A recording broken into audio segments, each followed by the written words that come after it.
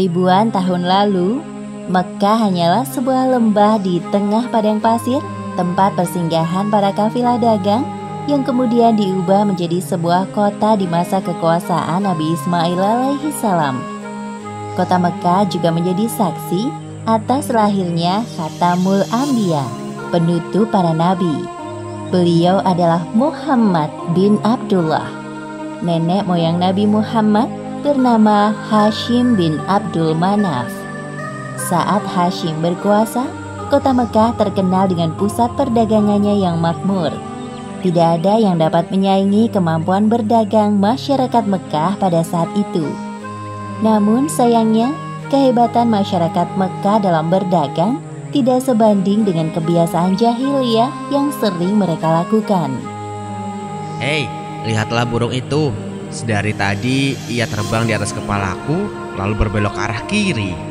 Nenekku pernah berkata, jika burung itu berbelok ke arah kiri, maka kau akan tertimpa sial. Benarkah ucapanmu? Ya, tentu saja. Menurut kepercayaan masyarakat jahiliyah, jika burung itu berbelok ke arah kanan, maka nasib baik akan datang. Begitupun sebaliknya. Orang-orang Arab pada masa jahiliyah sangat percaya pada tahayul. Kebiasaan jahil lainnya adalah tentang penyembahan berhala. Awal mula penyembahan berhala di kota Mekkah ketika seorang bernama Amr bin Luhai membawa sebuah berhala besar bernama Hubal dari Syam. Lalu diletakkan berhala Hubal itu di sekitar Ka'bah dan ia menyuruh orang-orang menyembahnya. Ayo cepat, bawa kemari minumannya. Kerongkonganku rasanya kering sekali. Sabarlah sebentar kawan. Bagaimana kalau kita berjudi sambil minum-minum? Tawaranmu sungguh menggiurkan. Tentu aku tidak bisa melewatkannya kali ini. Hei, kamu yang duduk di sana, panggil para penari untuk menghibur kami.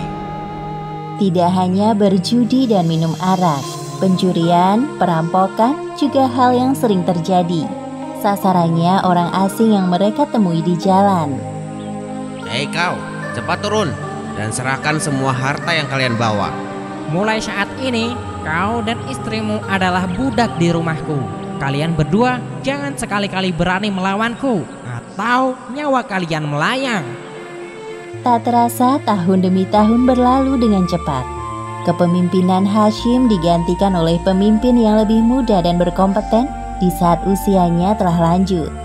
Sebelum beliau meninggal, Hashim mewariskan banyak sekali harta kepada Abdul Muthalib. Wahai keponakanku, semua ini adalah harta milik ayahmu. Kau pantas mendapatkannya. Terima kasih, wahai paman. Aku akan menggunakan semua harta peninggalan ayahku untuk kebaikan. Saat ini, Abdul Muthalib berperan sebagai sikayah, yaitu orang yang bertugas menyediakan air dan makanan bagi pengunjung Ka'bah. Saat itu, Ka'bah sangat ramai dikunjungi oleh orang-orang, melebihi gereja Al-Quds di Yaman milik Raja Abraha.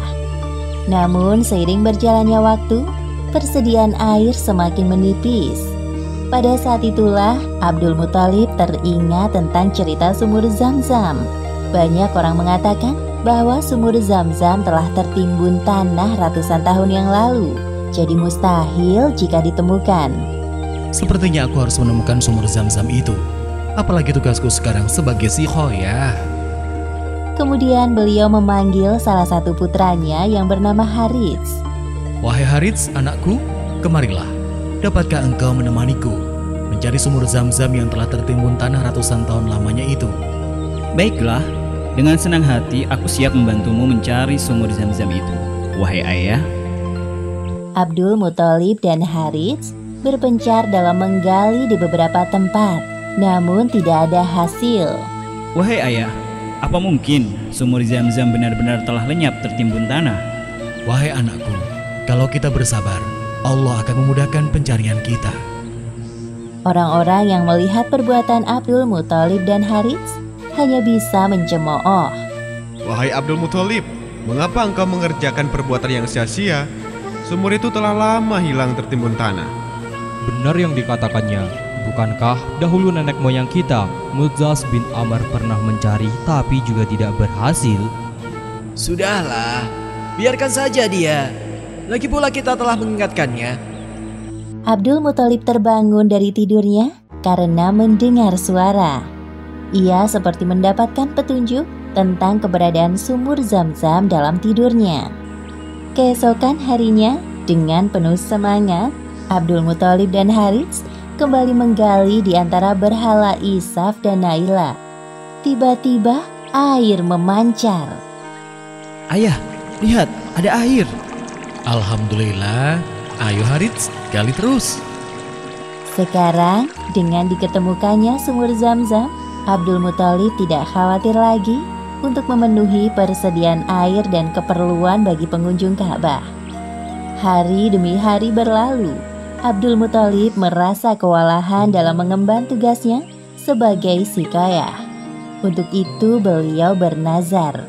Ya Tuhan, andai saja aku punya 10 anak laki-laki yang dapat membantuku, pekerjaan ini akan terasa lebih ringan. Jika Engkau berkenan mengabulkannya, akan aku persembahkan untukmu 1 orang dari mereka. Ternyata takdir menentukan bahwa Abdul Muthalib memiliki 10 anak laki-laki. Saat mereka dewasa, dilakukan undian. Setelah diundi beberapa kali, nama yang muncul selalu sama, yaitu Abdullah, si anak bungsu. Wahai anak-anakku, sebenarnya hal ini sangat berat untuk aku lakukan. Tapi aku telah terlanjur bernazar. Sebenarnya tidak sampai hati, Abdul Muthalib mengatakan tentang nazarnya kala itu. Wahai saudaraku, jangan engkau lakukan itu. Batalkan nazarmu dan meminta ampunlah kepada Tuhan Hubal. Lalu apa yang harus aku persembahkan sebagai ganti dari Abdullah?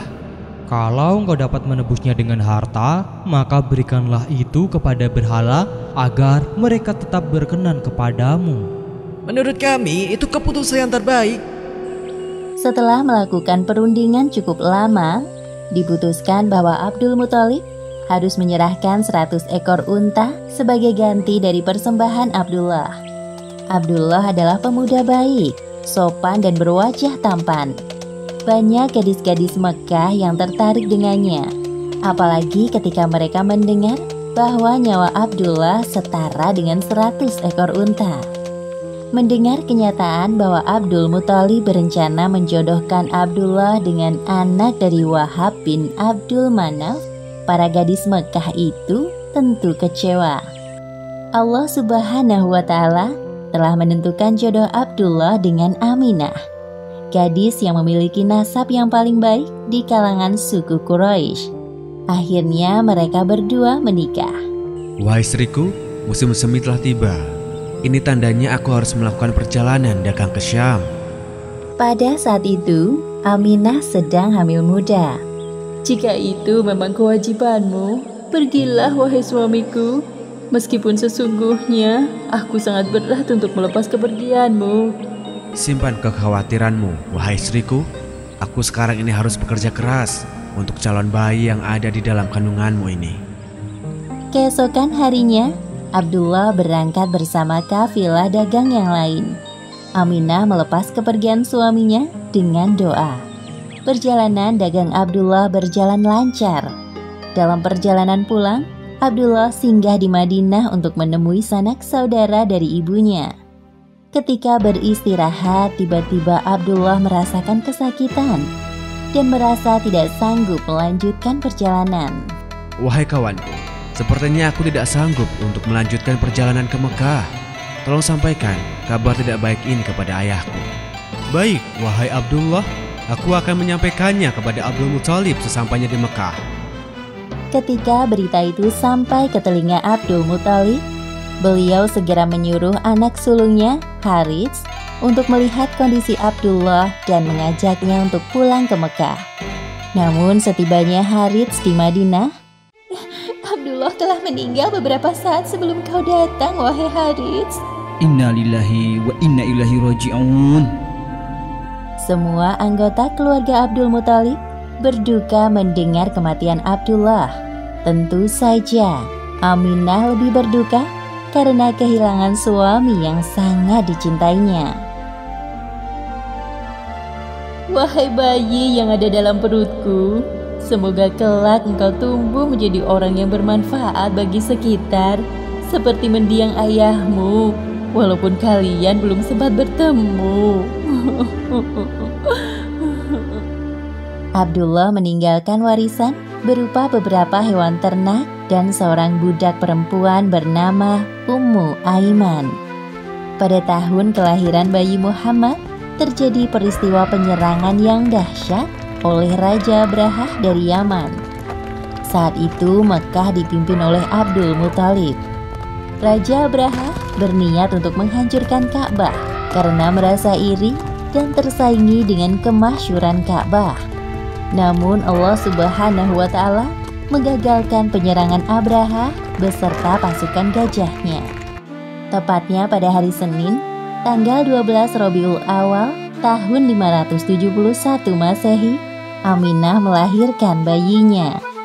Seorang bayi laki-laki tampan dan bersinar terang. Semua keluarga besar bersuka cita dengan kelahiran Muhammad, seolah-olah Abdullah hadir kembali di tengah-tengah mereka. Kehadiranmu mengingatkanku pada ayahmu. Sungguh, memandang wajahmu mengingatkanku akan ayahmu, wahai cucuku. Dengan penuh sukacita, Abdul Muthalib menggendong cucunya untuk bertawaf di Ka'bah. Ya Allah, terima kasih atas hadiah terindah ini. Aku sangat bersyukur atas kelahiran bayi ini. Akan kuberi nama dia Muhammad. Setelah lewat 7 hari, Abdul Muthalib menyembelih unta sebagai ungkapan rasa syukur atas kelahiran bayi Muhammad. Wahai Abdul Muthalib, siapakah nama bayi ini? Aku memberinya nama Muhammad. Semoga kelak bayi ini menjadi orang yang terpuji dimanapun ia berada. Aminah memandang bayinya dengan perasaan bahagia, seperti doa yang selalu ia panjatkan. Allah Subhanahu wa Ta'ala telah menakdirkan Muhammad menjadi orang yang berpengaruh dalam mengubah sejarah dunia. Seperti yang disebutkan dalam Al-Quran, Surat Al-Anbiya ayat 107. Dan tiadalah kami mengutus kamu, Muhammad, melainkan untuk menjadi rahmat bagi semesta alam. Demikianlah akhir kisah lahirnya Nabi terakhir, Muhammad Sallallahu Alaihi Wasallam. Beberapa hikmah yang dapat kita ambil dari kisah ini, diantaranya, pertama, kesabaran dan niat baik dalam melakukan pekerjaan akan dimudahkan oleh Allah Subhanahu wa Ta'ala, seperti tekad kuat Abdul Muthalib dalam menemukan sumur Zam-Zam untuk memakmurkan Ka'bah. Kedua, jangan terlalu lama larut dalam kesedihan, karena semua yang bernyawa pasti mati dan digantikan dengan generasi baru, seperti kelahiran bayi Muhammad yang menjadi penyejuk hati bagi keluarganya setelah kematian Abdullah. Wallahu a'lam bishawab.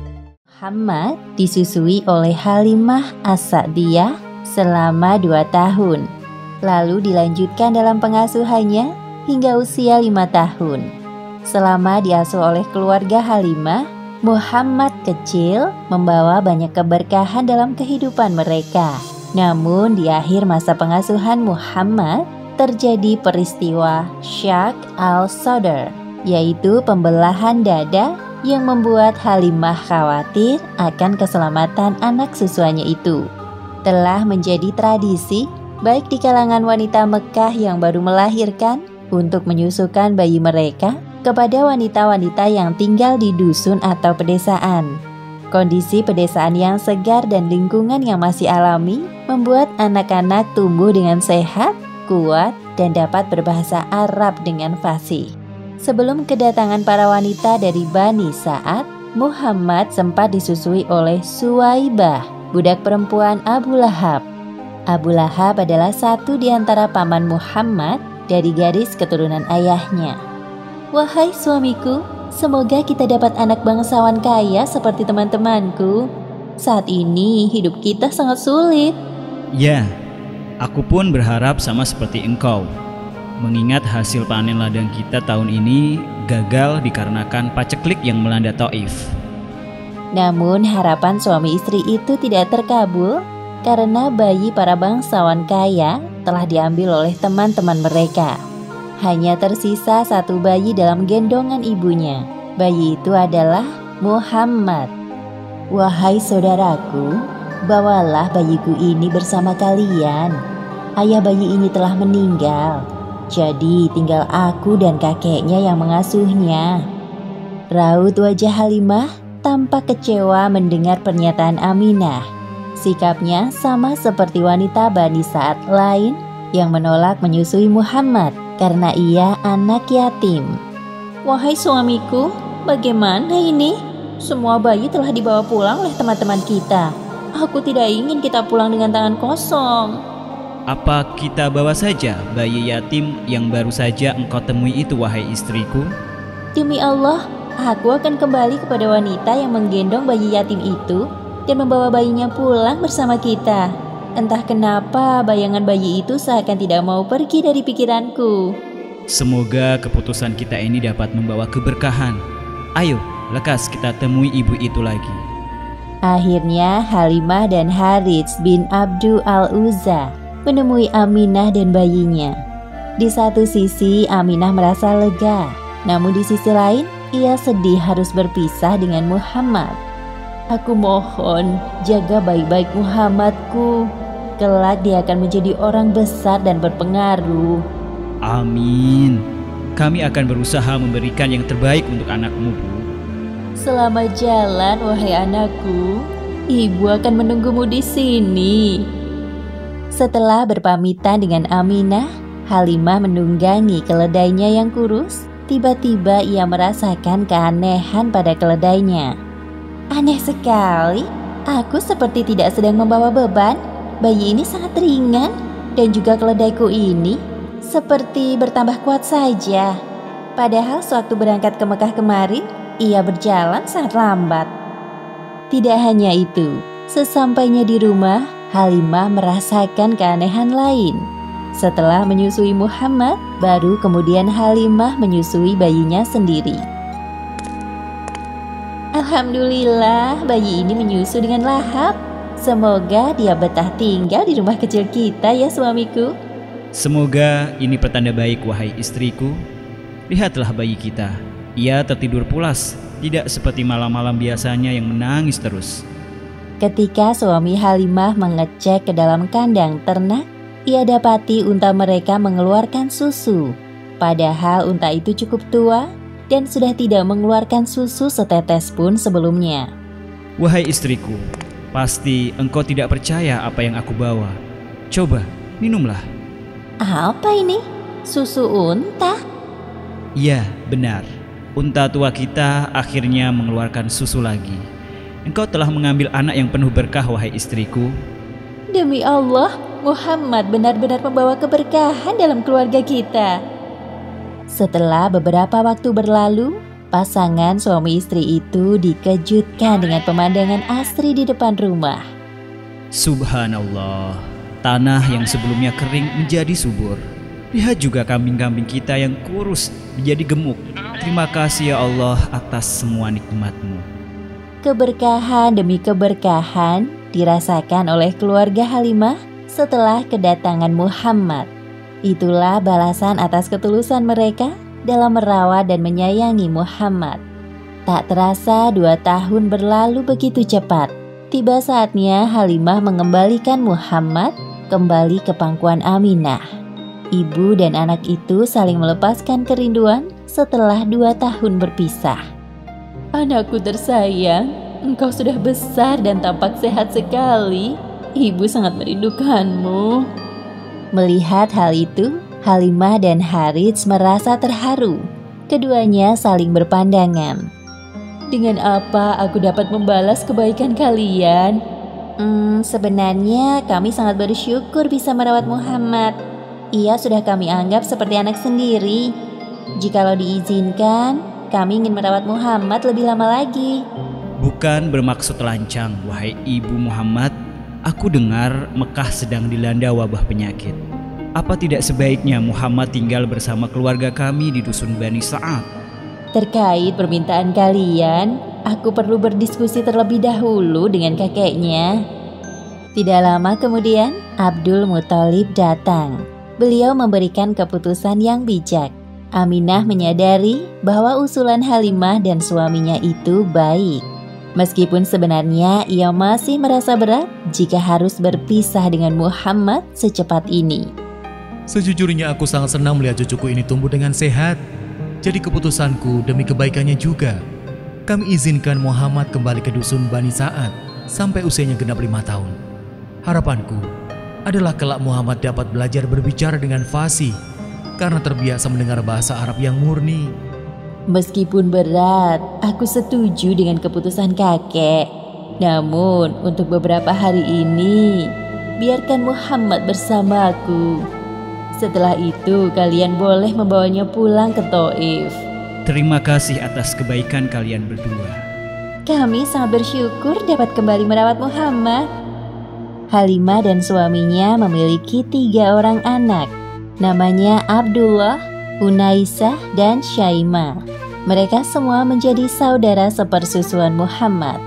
Belum genap di usianya 4 tahun, Muhammad ikut menggembala kambing bersama saudara-saudaranya. Pada saat itulah terjadi peristiwa pembelahan dada Muhammad oleh malaikat yang menyamar menjadi manusia. Ibu, Muhammad kita. Hah? Muhammad kenapa, nak? Muhammad dibunuh oleh seseorang. Hah? Yang benar saja. Tunjukkan pada kami, di mana Muhammad? Halimah dan suaminya segera berlari menemui Muhammad. Wajahnya tampak pucat. Halimah langsung memeluk Muhammad dan menanyainya. Apa yang terjadi padamu, nak? Kemudian Muhammad menceritakan peristiwa yang barusan terjadi kepadanya. Seperti yang disebutkan dalam hadis riwayat Muslim nomor 162. Rasulullah Shallallahu Alaihi Wasallam didatangi malaikat Jibril ketika beliau Shallallahu Alaihi Wasallam sedang bermain dengan beberapa anak. Jibril kemudian menangkapnya, menelentangkannya, lalu Jibril membelah dada beliau. Jibril mengeluarkan hatinya dan mengeluarkan dari hati beliau segumpal darah beku sambil mengatakan, "Ini adalah bagian setan darimu." Jibril kemudian mencucinya dalam wadah yang terbuat dari emas dengan air zam-zam. Lalu ditumpuk, kemudian dikembalikan ke tempatnya. Wahai suamiku, perasaanku tidak enak. Secepatnya aku akan membawanya kembali ke Mekah. Aku takut setan telah menggodanya. Ya, kalian berdua berhati-hatilah. Setelah peristiwa menggemparkan itu, Halimah bermaksud menyerahkan Muhammad kepada ibunya sebelum waktu yang ditentukan. Wahai saudariku, apa terjadi sesuatu pada putraku sehingga membuatmu menemuiku sebelum waktu yang telah kita sepakati? Iya, memang terjadi sesuatu kepada putramu. Aku rasa kami telah menyelesaikan tugas untuk mengasuhnya. Sekarang saatnya aku kembalikan ia kepadamu. Tunggu, katakan dengan jelas agar aku bisa mengerti sebenarnya apa yang terjadi pada Muhammad. Halimah menceritakan peristiwa pembelahan dada Muhammad kepada Aminah dengan suara yang terbata-bata. Sedangkan Aminah dengan tenang mendengarkan penjelasan Halimah. Wahai ibu susu anakku, demi Allah, setan tidak mempunyai daya upaya untuk merasuki tubuh anak suci ini. Masih ingatkah engkau? Aku pernah mengatakan kepadamu bahwa kelak Muhammad ini akan menjadi orang besar. Sewaktu aku mengandungnya, aku merasakan banyak keajaiban. Apakah keajaiban itu juga terjadi kepada keluargamu? Iya, kami merasakan banyak keberkahan sejak mengasuh putramu. Jadi tenanglah wahai saudariku, jangan khawatir. Insya Allah Muhammad selalu dilindungi olehnya.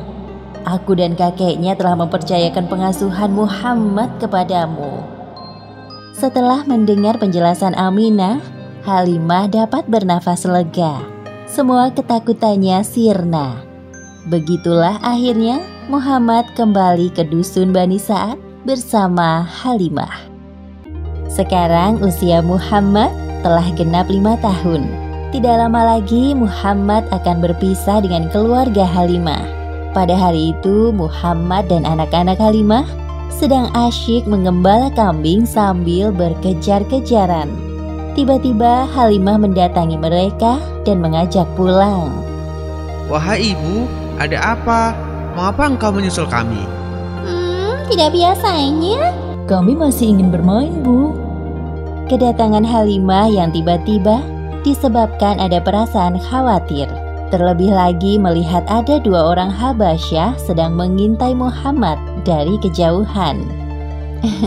Anak-anak, coba perhatikan langit di atas sana. Sepertinya sebentar lagi akan turun hujan. Makanya ibu menyusul kalian kemari. Oh iya, benar juga. Ibu baik sekali menyusul kami. Kekhawatiran Halimah belum berhenti sampai kedua laki-laki itu mendekati Muhammad. Hei anak-anak, kau sudah selesai bermainnya? Tadi itu seru sekali loh. Sebenarnya apa yang paman inginkan? Hahaha, tidak ada nak. Coba kau berbalik badan. Muhammad kecil membalikkan badannya dan 2 laki-laki itu terbelalak melihat punggungnya. Mereka lalu pergi sambil berbisik-bisik. Aneh sekali kedua paman itu. Mereka sangat mencurigakan. Ayo anak-anak, sebaiknya kita pulang sekarang. Kekhawatiran Halimah pun terbukti. Orang-orang Habasyah itu merencanakan hal buruk pada Muhammad kecil setelah melihat tanda di punggungnya. Tidak salah lagi. Menurut berita yang aku dengar bahwa anak laki-laki yang memiliki tanda di antara kedua bahunya itu kelak akan menjadi orang yang besar. Kita harus mendapatkannya sebelum keduluan orang lain. Jika kita berhasil mendapatkannya, pasti raja akan memberikan hadiah besar untuk kita. Sayup-sayup pembicaraan kedua orang Habasyah terdengar sampai ke telinga Halimah. Ia pun segera mempercepat langkah kakinya. Aku harus pergi dari tempat ini. Muhammad sudah tidak aman tinggal di dusun ini. Anak-anak, bisa agak cepat jalannya? Baik, Bu. Untung saja, meskipun dengan susah payah, Halimah dan anak-anak berhasil lolos dari kejaran orang-orang Habasyah yang ingin menculik Muhammad. Anak-anak, sepertinya kalian harus berpisah dengan Muhammad. Sudah waktunya ibu mengembalikan Muhammad kepada ibunya di Mekah. Wahai Muhammad, meskipun kita tidak tinggal bersama-sama lagi, namun kita tetap bersaudara sampai kapanpun. Kita pasti akan merindukanmu, Muhammad. Jangan lupakan persahabatan kita ya Muhammad. Terima kasih semuanya. Aku tidak akan pernah melupakan kalian semua. Sampai jumpa lagi. Ayo Muhammad, kita harus tiba di Mekah sebelum tengah malam. Pasti ibu dan kakekmu sangat bahagia bertemu denganmu. Akhirnya Muhammad berangkat meninggalkan dusun Bani Sa'ad dengan perasaan haru. Terlalu banyak kenangan indah yang ia lewati bersama keluarga Halimah. Namun di sisi lain, ia juga merindukan keluarganya di Mekah. Matahari mulai tenggelam di sebelah barat. Langit sore semakin gelap. Suasana Mekah di malam hari semakin bertambah ramai. Pada saat itulah Halimah kehilangan Muhammad. Muhammad, di mana engkau, Nak? Halimah mencari anak susuannya itu di sekitar, namun tak kunjung ketemu. Dengan berat hati, ia pun menuju rumah Abdul Muthalib. Assalamualaikum warahmatullahi wabarakatuh. Waalaikumsalam warahmatullahi wabarakatuh. Oh, Anda sudah datang. Silakan masuk. Maafkan aku. Hari ini aku berniat mengembalikan Muhammad kepadamu. Tapi sampai di Mekah atas, Muhammad hilang. Aku telah mencarinya, namun tidak ketemu. Memang aku belum hafal tempat-tempat di sini. Jadi, bagaimana ini? Tenanglah, Bu. Aku akan mengutus orang untuk mencari cucuku. Engkau tunggulah di sini. Setelah Abdul Muthalib meminta tolong kepada tetangganya untuk mencari Muhammad, beliau berdoa di depan Ka'bah. Ya Allah, mudahkanlah cucuku Muhammad untuk kembali kepada kami. Hanya Engkaulah yang dapat memudahkan pencarian ini.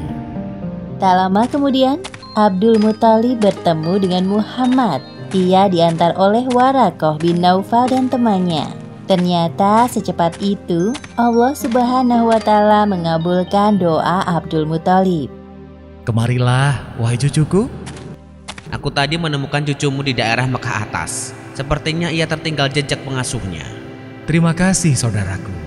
Sama-sama, kami pamit dulu. Setelah kepergian Warakoh, Abdul Muthalib mengajak Muhammad untuk bertawaf di Ka'bah. Wahai cucuku, sekarang mari kita bertemu dengan ibumu. Beliau sangat cemas kehilanganmu di perjalanan tadi. Sesampainya di rumah kakeknya, Muhammad kecil meminta maaf kepada Halimah karena telah membuatnya cemas. Saat itu juga Muhammad harus berpisah dengan ibu susuan yang telah merawatnya selama 5 tahun.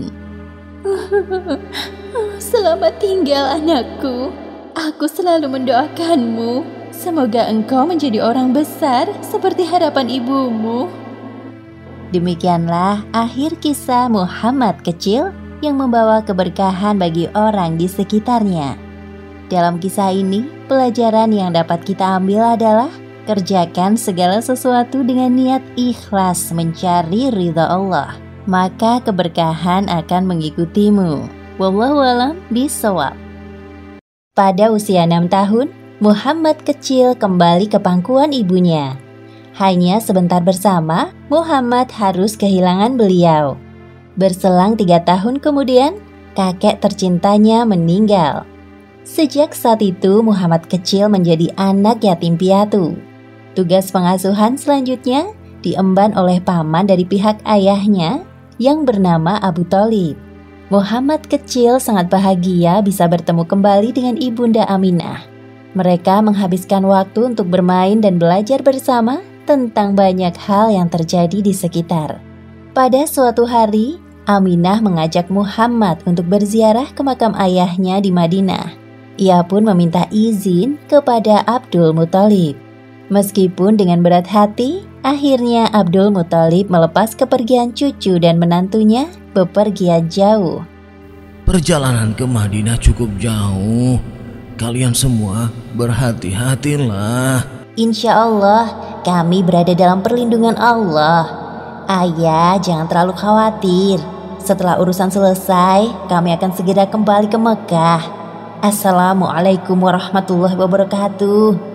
Waalaikumsalam warahmatullahi wabarakatuh. Ini kali pertama bagi Aminah berkunjung ke makam suaminya. Begitu juga dengan Muhammad. Perjalanan mereka ditemani oleh Ummu Aiman. Sepanjang perjalanan, Aminah menceritakan sosok Abdullah yang sangat ia cinta dan kagumi kepribadiannya kepada Muhammad. Sesampainya di Madinah, kedatangan mereka disambut hangat oleh keluarga Aminah. Wahai anakku, dulu saat ayahmu meninggal, ibu belum sempat mengunjungi makamnya. Sekarang setelah engkau lahir di dunia ini, mari kita bersama-sama melihatnya. Baik, Bu. Saat itulah Muhammad benar-benar merasakan kehilangan sosok ayah dalam hidupnya. Ia bertekad akan mendampingi ibunya dalam keadaan susah maupun senang. Kira-kira 1 bulan lamanya mereka menetap di Madinah. Sekarang waktunya Aminah dan Muhammad kembali ke Mekah. Di tengah perjalanan, tepatnya di sebuah dusun bernama Abwa yang jaraknya 37 km dari kota Madinah, Aminah merasa sangat kelelahan.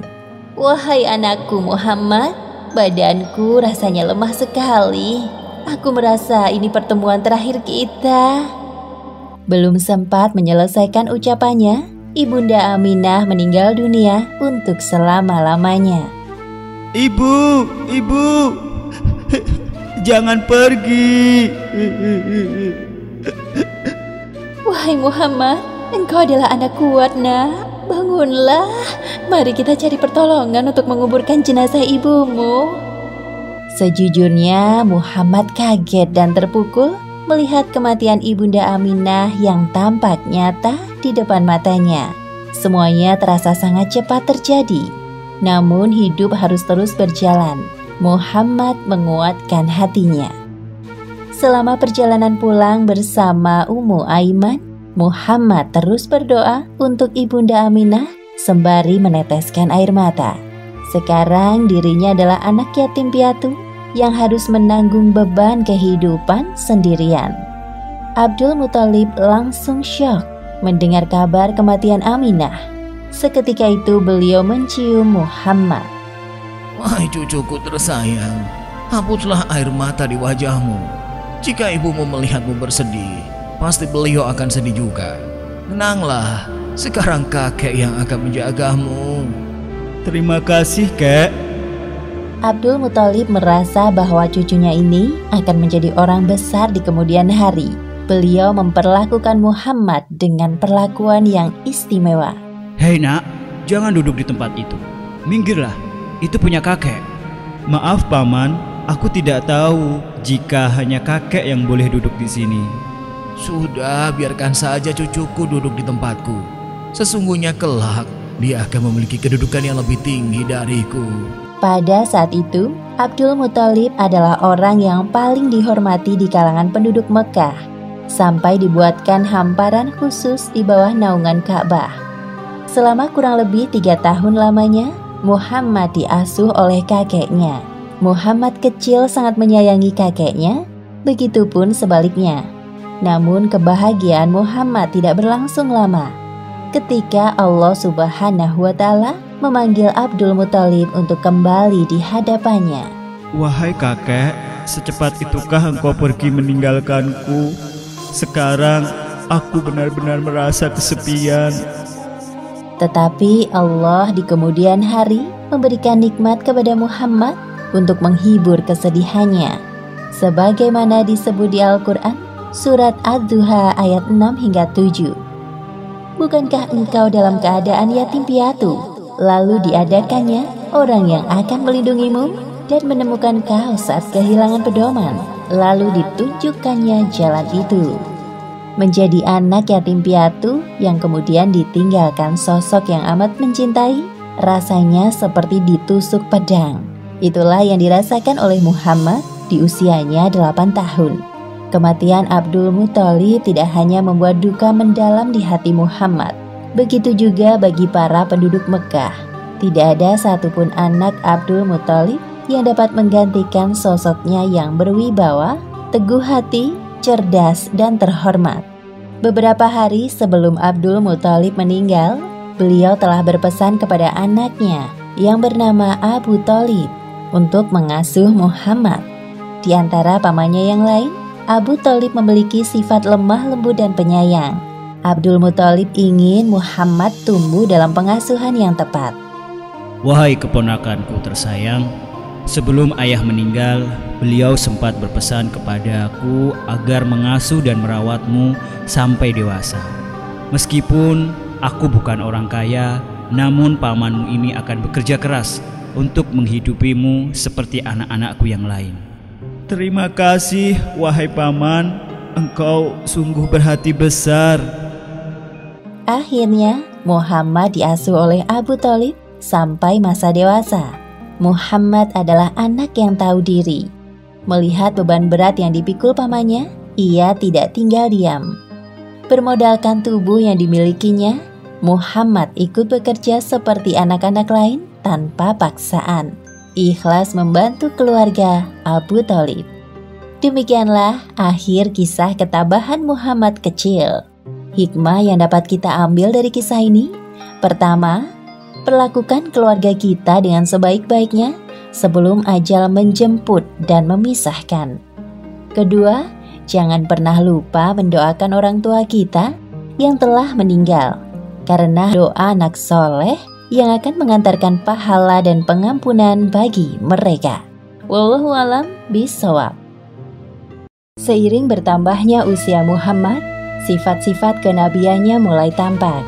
Oleh karena itu, masyarakat Mekah memberikannya gelar Al-Amin, yang berarti amanah, jujur, dan dapat dipercaya.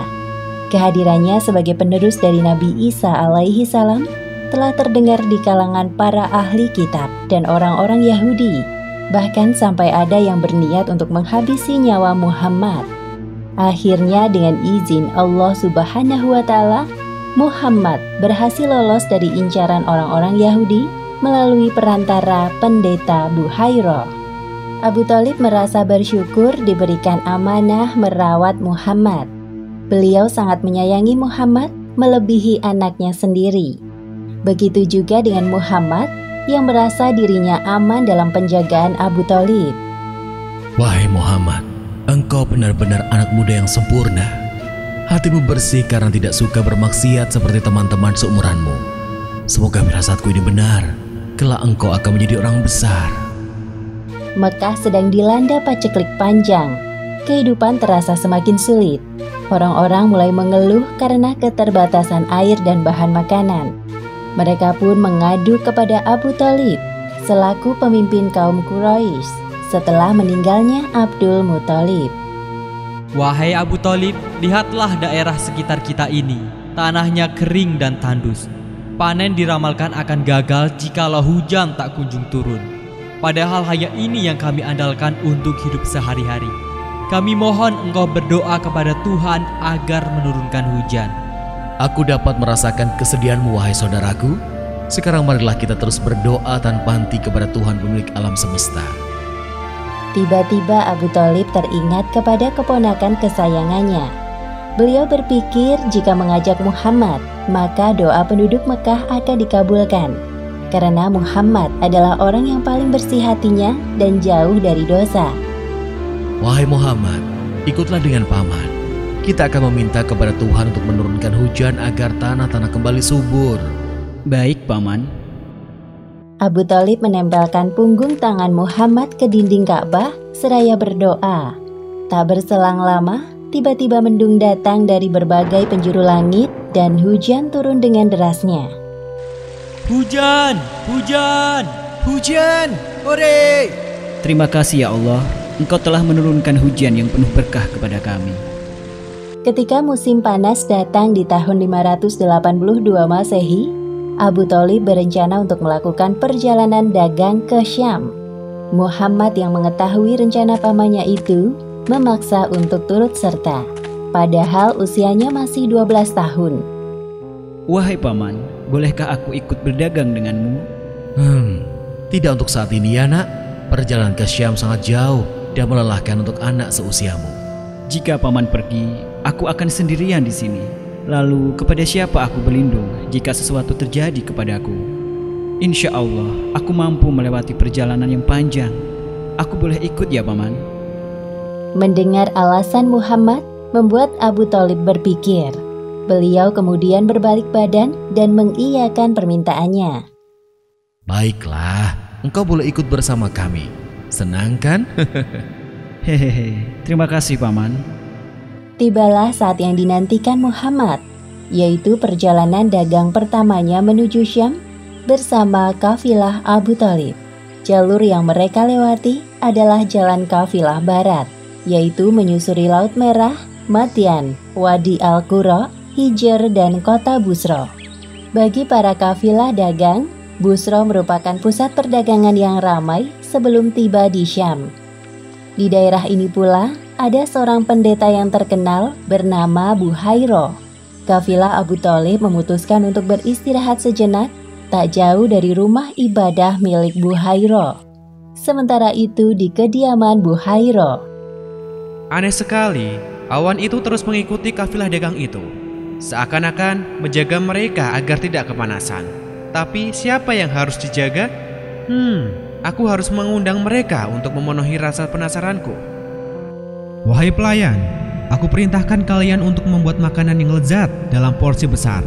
Kita akan kedatangan tamu-tamu istimewa. Baik, Tuan.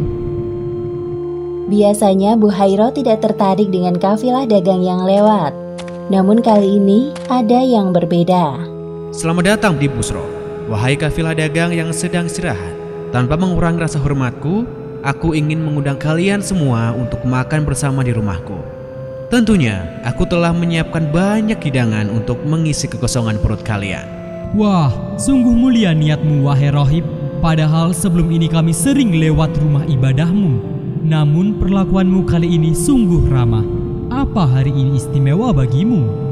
Ya, dan kalian semua adalah tamu istimewaku. Ayo, mari masuk ke dalam. Semua orang kecuali Muhammad masuk ke dalam rumah Buhairah. Hal itu dikarenakan tugasnya menjaga perbekalan kafilah. Setelah mengamati para tamunya, Buhairah merasakan ada kejanggalan. Wahai saudaraku, semua makanan ini sungguh lezat. Semoga kalian menyukainya. Namun, apakah semuanya telah hadir di sini? Engkau tenang saja, Buhairah. Perut kami cocok dengan jenis makanan apapun, asalkan halal. Untuk keamanan perbekalan, kami ada satu anak laki-laki menjaga di luar. Para kafilah itu saling berbisik-bisik. Mereka mulai membicarakan Muhammad. Kasihan sekali anak muda itu. Ajaklah kemari menikmati hidangan istimewaku. Tenang saja, aku akan perintahkan pelayanku untuk menjaga perbekalan kalian. Baiklah, aku akan memanggilnya. Buhairah memperhatikan Muhammad dengan seksama dari ujung kaki hingga kepala. Setelah selesai makan, barulah kemudian Buhairah mengajak Muhammad berbincang. Wahai anak muda, kemarilah, aku ingin berbincang denganmu. Apa yang hendak Tuhan tanyakan kepadaku? Insya Allah, aku akan menjawabnya.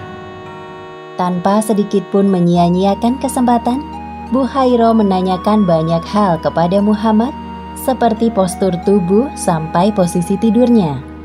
Setelah melihat tanda kenabian di punggung Muhammad, Buhairah menghampiri Abu Thalib. Apakah Muhammad itu anakmu? Iya, dia anakku. Engkau berbohong. Dia tidak pantas memiliki ayah yang masih hidup.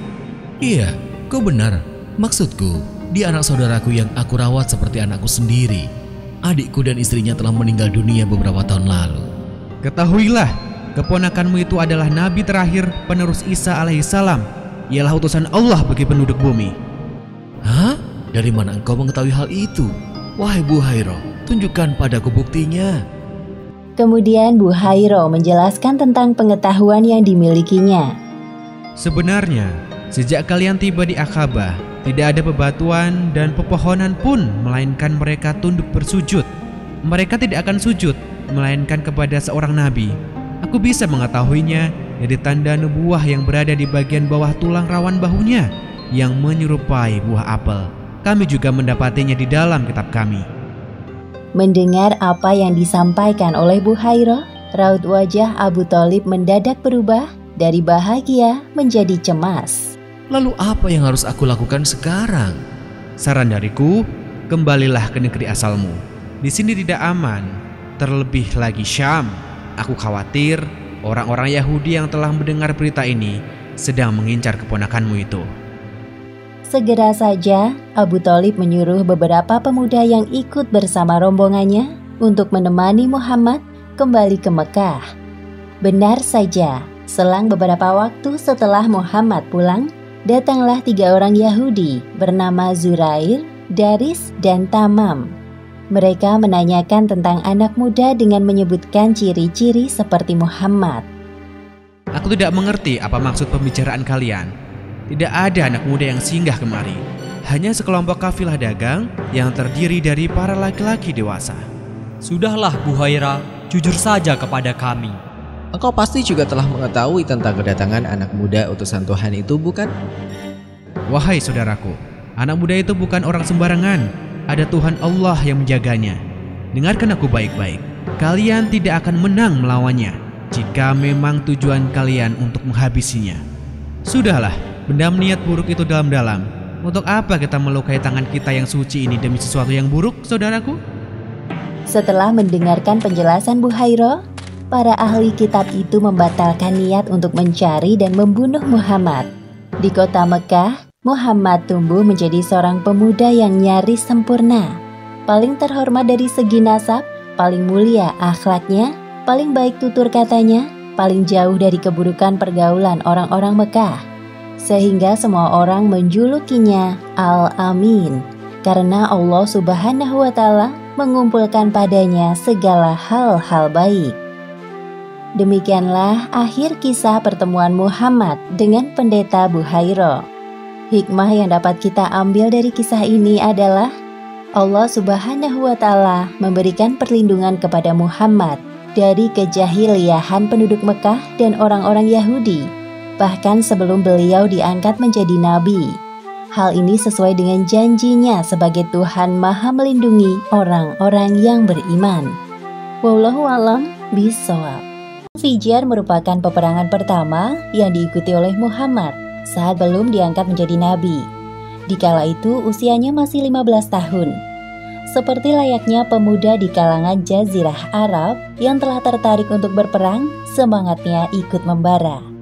Perang Fijar artinya perang kedurhakaan, lebih tepatnya perang yang merusak kesucian bulan suci.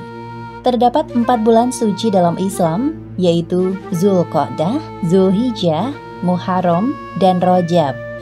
Sedangkan perang Fijar ini terjadi pada bulan Zulqa'dah yang bertepatan dengan perayaan Uqadz. Tersebutlah seorang laki-laki dari Bani Kinanah bernama Barods bin Qais. Barods adalah seorang pemabuk berat. Tak jarang ia diusir oleh orang-orang dari sukunya sendiri karena gemar berbuat onar.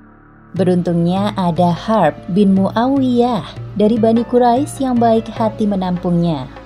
Barods inilah orang yang menyebabkan terjadinya perang Fijar. Suatu ketika, Barods merasa kesal dan iri atas terpilihnya Urwa Ar-Rahal bin Utbah dari Bani Hawazin yang memimpin kafilah dagang milik Nu'man bin Munzir, seorang saudagar kaya raya. Setiap tahunnya, Nu'man bin Munzir selalu mengirimkan rombongan kafilah dari Hiro ke perayaan Uqadz membawa barang dagangan. Kenapa bukan aku yang terpilih? Kenapa jadi Urwa? Lihat saja, aku akan mematahkan lehermu, wahai Urwa. Barods yang emosional tidak bisa mengontrol kemarahannya. Ia pun berencana untuk mencelakai Urwa dalam perjalanan. Padahal tidak diperkenankan terjadi pertumpahan darah pada saat bulan suci. Namun Barods telah melupakan larangan itu dan melancarkan aksinya. Berbekal rasa dengki yang berkecamuk, Barods melancarkan aksinya. Diam-diam Barods mengikuti kafilah dagang Urwa dan membunuhnya sampai meninggal dunia. Sebelum Barods melarikan diri, orang-orang terlanjur melihatnya dan mengetahui bahwa yang membunuh Urwa adalah Barods dari Bani Kinanah.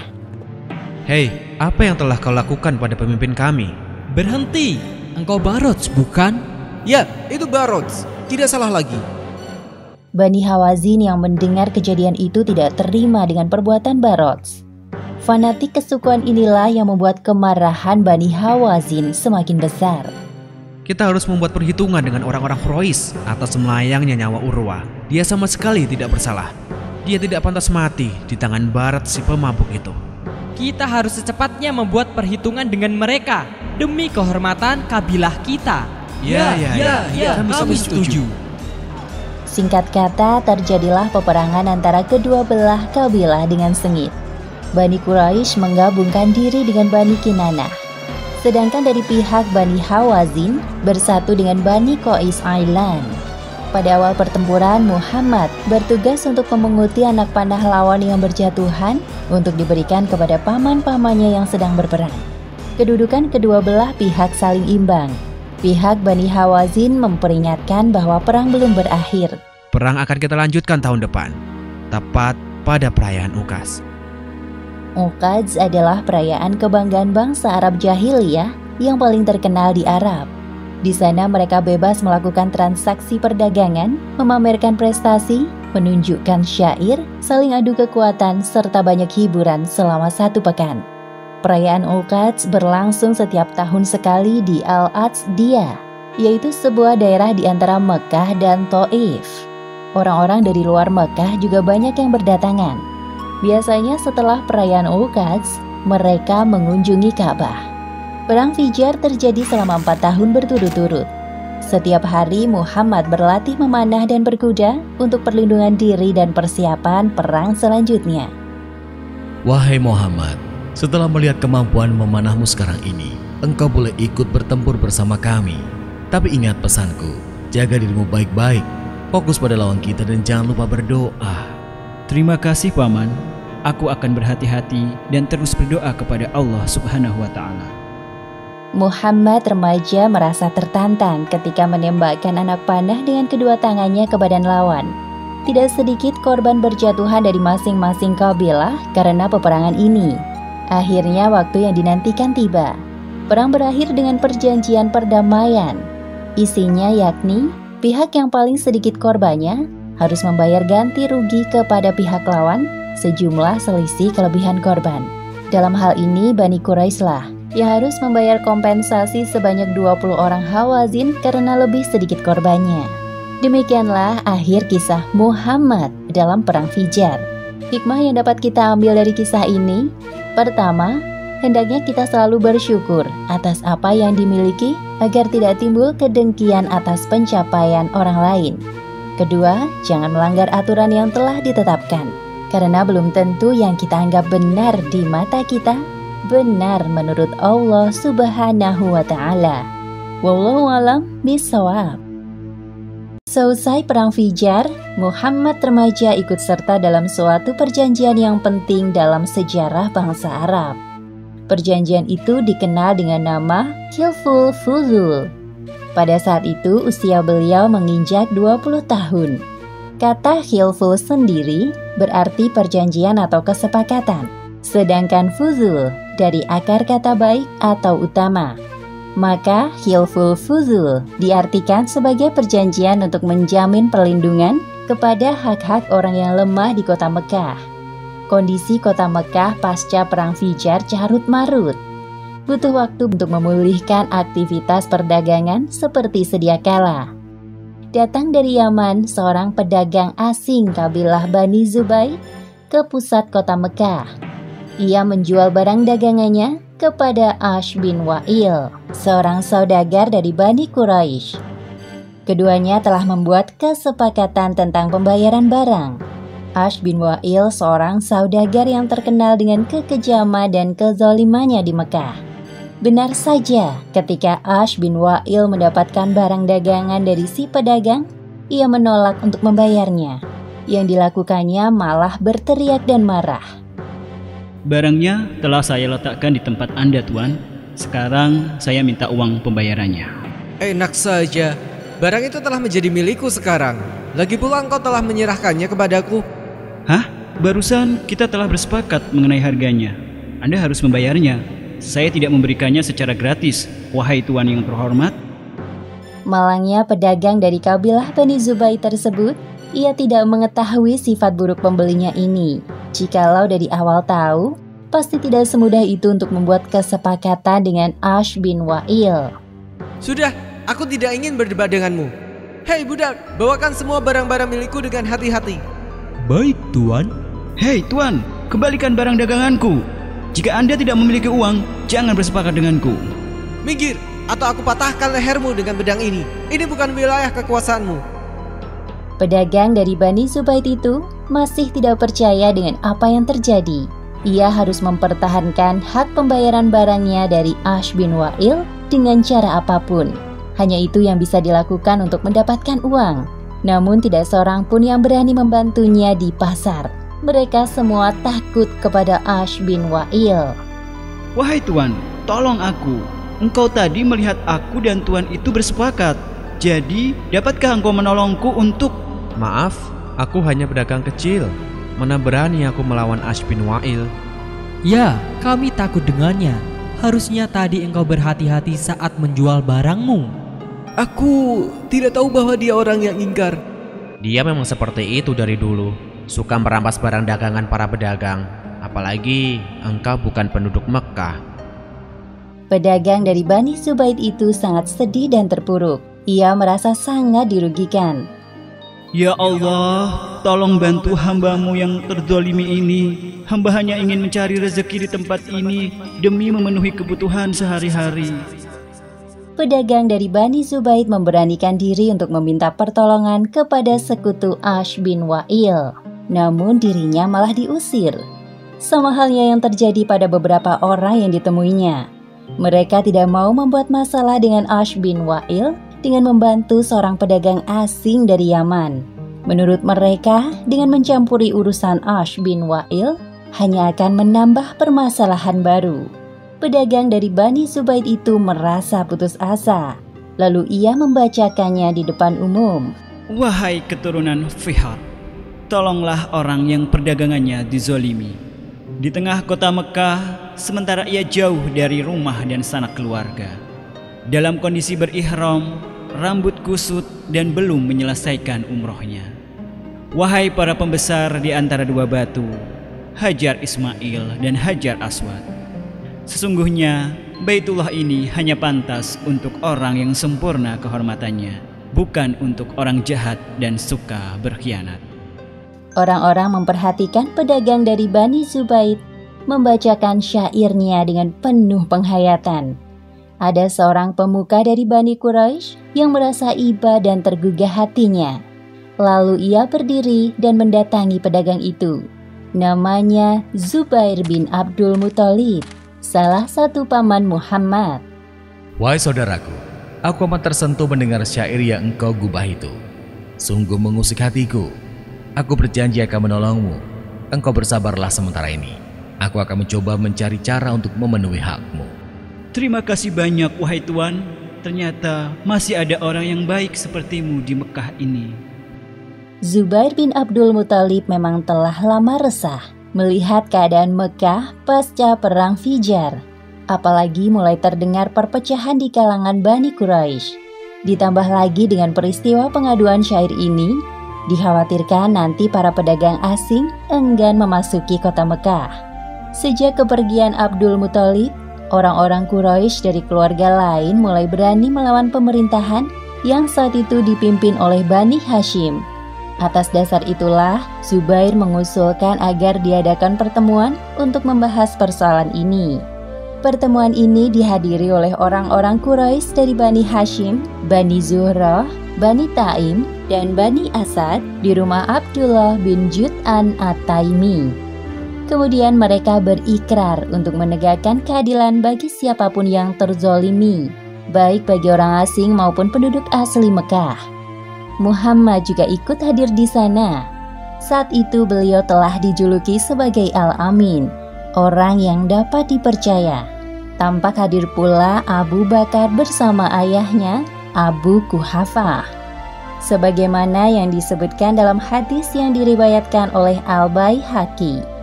Kelak saat Muhammad diangkat menjadi nabi, beliau bersabda, "Aku menghadiri sebuah perjanjian di rumah Abdullah bin Jud'an. Tidaklah ada yang melebihi kecintaanku pada unta merah kecuali perjanjian ini.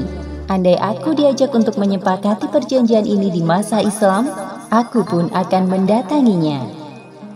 Akhirnya pedagang dari Bani Zubair mendapatkan hak pembayaran barangnya dari Ash bin Wa'il setelah didesak Zubair bin Abdul Muthalib dan para pembesar Quraisy lainnya, tepatnya setelah peristiwa Hilful Fudul. Demikianlah akhir kisah peristiwa Hilful Fudul yang dihadiri oleh Muhammad pada saat beliau belum diangkat menjadi Rasul.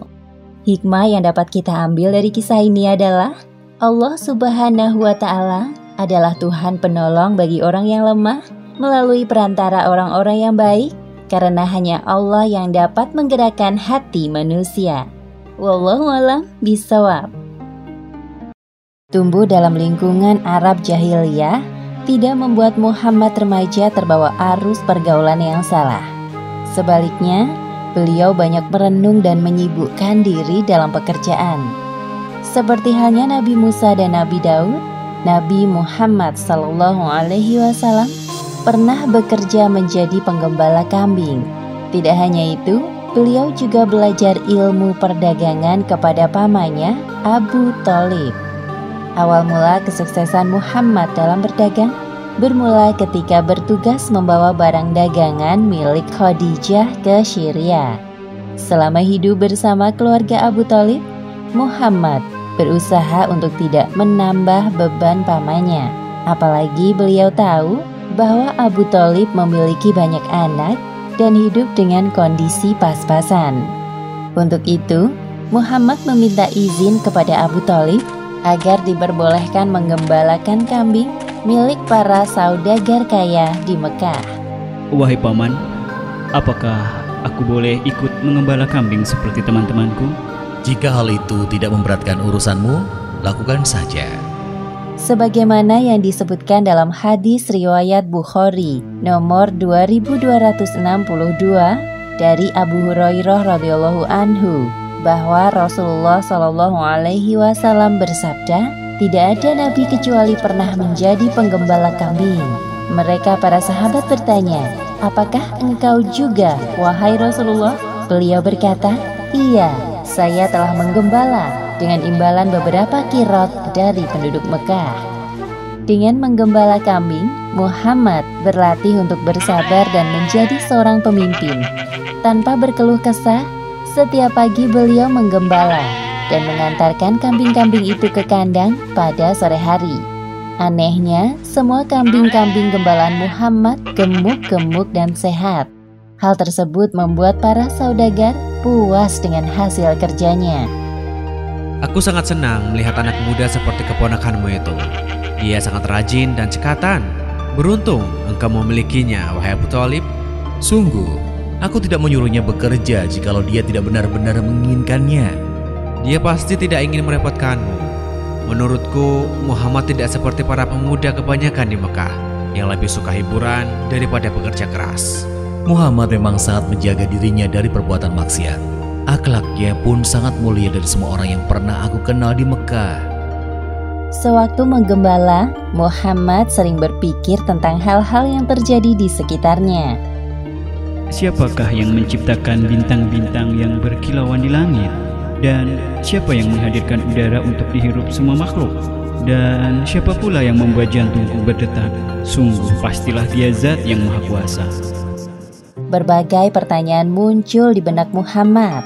Hal tersebut yang membuatnya selalu sibuk merenung dan terjaga dari perbuatan buruk yang dilakukan oleh para pemuda Mekah.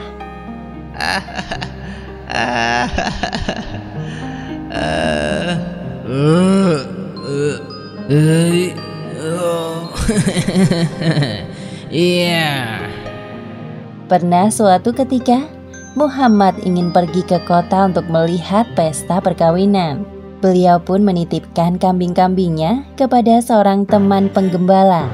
Wahai Muhammad, pergilah engkau ke kota dan lihatlah ada banyak hiburan di sana. Sesampainya di kota, Muhammad mendengar alunan musik perkawinan dari sebuah rumah. Baru berjalan beberapa langkah, tiba-tiba tubuhnya merasa kelelahan. Beliau pun duduk dan tertidur. Hal yang sama terjadi lagi di hari berikutnya. Sejak saat itu, Muhammad tidak berminat untuk melihat hiburan musik atau lainnya. Beliau tidak menyadari bahwa Allah Subhanahu wa Ta'ala menjaganya dari perbuatan maksiat dan dosa. Muhammad lahir dari keturunan para pebisnis. Beliau besar dalam lingkungan keluarga Abu Thalib yang juga berbisnis dalam hal perdagangan. Maka tidak heran jika Muhammad ingin menekuni bidang ini. Lagi pula peluang untuk berdagang lebih besar dibandingkan pekerjaan bercocok tanam jika melihat kondisi tanah Mekah yang cukup kering dan keras. Pada musim semi tahun 595 Masehi, para pedagang Mekah berencana untuk membawa barang dagangan ke Syria. Para saudagar kaya mulai mencari orang untuk menjadi agen atau pemimpin kafilah dagangnya.